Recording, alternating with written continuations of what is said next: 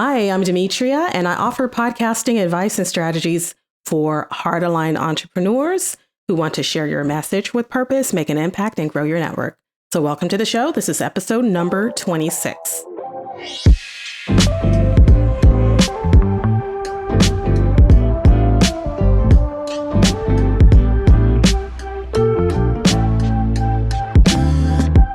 And on today's show, we're going to be talking about crafting engaging content in the new year. So I'm recording this in February of 2024, and I just want to continue giving some encouragement to all you awesome podcasters out there to keep doing what you're doing, and just know that everything that you are offering to your audience is helping them in some way. Otherwise, you wouldn't be offering your encouragement and advice. So keep doing what you're doing. As we step into this new year, content creators are faced with the exciting challenge of keeping their audience captivated and inspired, but it's also a digital landscape that is constantly evolving. So we have to understand that crafting engaging content is more important than ever. Whether you are a blogger or a social media influencer, or you vlog on YouTube, your ability to create content that resonates with your audience is a skill that's worth learning to do and getting better at.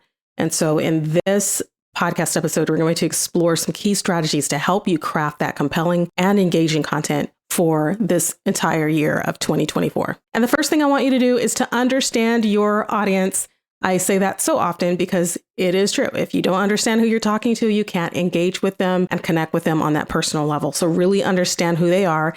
That is the foundation of any successful content strategy. It's having a deep understanding of your target audience. So take the time to analyze them, think about their demographics, their interests, their preferences, and use analytic tools to help gather data on the type of content that resonates the most with your audience. One thing that I like to use is something called Key Search to help me find keywords and phrases that folks are looking for every single month. And I look for the ones that are what I call most potent.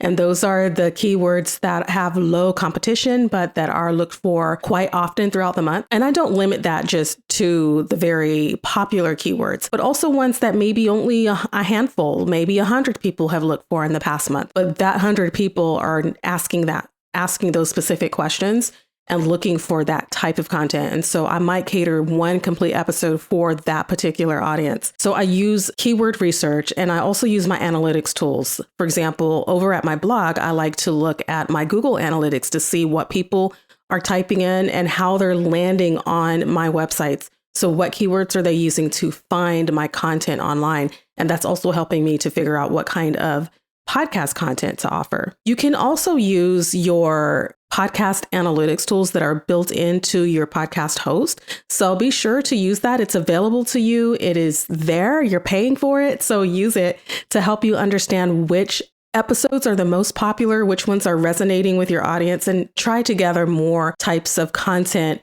that will help you connect with them based on those topics that you already see are working. So understanding your audience, address their pain points, establish that strong connection, and keep making that kind of content. The second thing is to just make sure you're staying relevant, because the digital landscape is dynamic and there's always new trends and preferences are changing all the time. You have to stay on top of industry news. You have to know what's going on, follow those emerging trends. You need to adapt your content according to what's happening in the marketplace at the moment. So what was happening 10 years ago in podcasting is not what's happening today. So I personally have to stay on top of what's going on today so that I can deliver the best to you.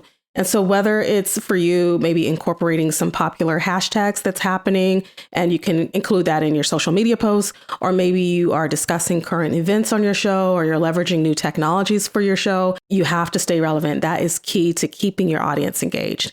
The next thing is to create quality content. Quality content should always be priority.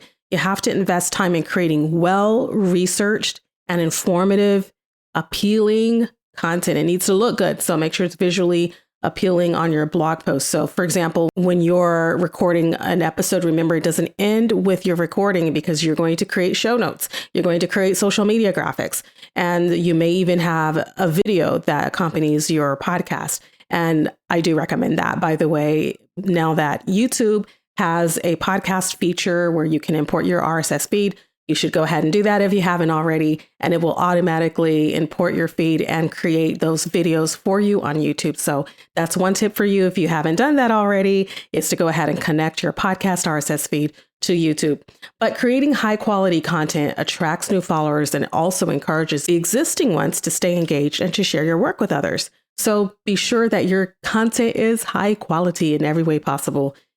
However you can do that. You also want to make your content somewhat interactive, however that works for you. So you might want to conduct polls and quizzes or surveys, or you may want to have a Q&A session or a Zoom call where you meet with your listeners. This can boost your engagement, but it also provides valuable insights into what your audience likes, what they don't like, what their preferences are. So recently I promoted a contest where I gave away free tickets to The Chosen in the theaters. And that's something that helps me to interact with my audience as well on my other podcast. I also like to do polls from time to time to see what they're interested in hearing about, because I have a vast, wide array of topics about homeschooling that on that particular platform, I feel like I've exhausted so much of the topics over the past 12 or so years. And so I just wanted to make sure that if my audience had any additional insights into things that they'd like to hear from me about, then I would be able to hop on that and figure it out.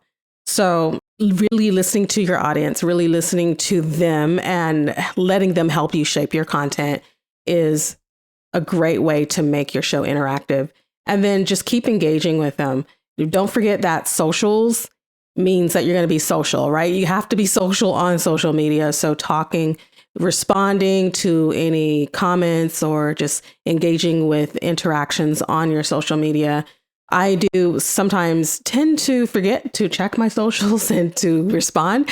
And so it's nice to have help where someone can remind me or can do the work for me, have an assistant that can actually go in and reply. But personally, I like to see the responses. And I know at times there's just too much where you just can't do it all and you have to get someone to do that for you. But as long as you can, just remembering to go in, respond to the comments and all the mentions and the messages, and to encourage discussions and create a community around your content can also help you to engage with your audience. So the more involved your audience feels, the more likely they are to stay engaged and to stay loyal to your podcast, to your show. So as we navigate this evolving landscape of digital content creation in the new year, the key is to remain adaptable and very attentive to your audience's needs. And when you understand your audience and you can stay relevant, you're creating that high quality content and you're always engaging with them, you're going to be well on your way to crafting content that not only captures attention, but also fosters lasting connections. So I just want to say thank you for listening and cheers to you. I wish you very much success this year in your podcasting endeavors.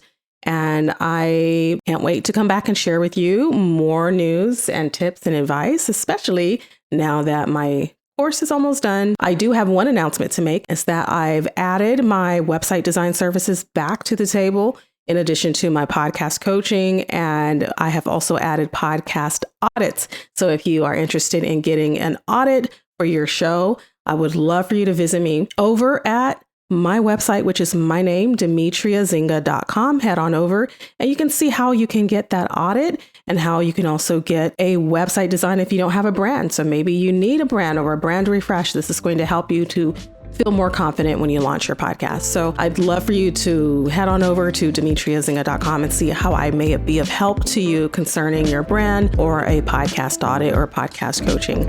All right. Thank you so much for listening and happy podcasting.